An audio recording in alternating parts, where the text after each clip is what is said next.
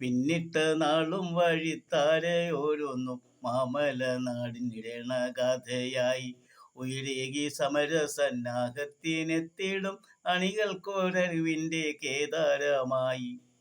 വൈദേശികത്തിൻ വിഭിന്ന സംസ്കാരങ്ങൾ സാംശീകരിച്ചു സമന്വയിച്ച ദാർശനികനാകും EMS എന്നെന്നും ഇടതു പ്രസ്ഥാനത്തിൻ അമരക്കാരൻ. വിശ്വമൊന്നാകെ ഒന്നായിടണം, ഭൂവിൽ മർത്യരെല്ലാവരും ഒന്നായിടണം.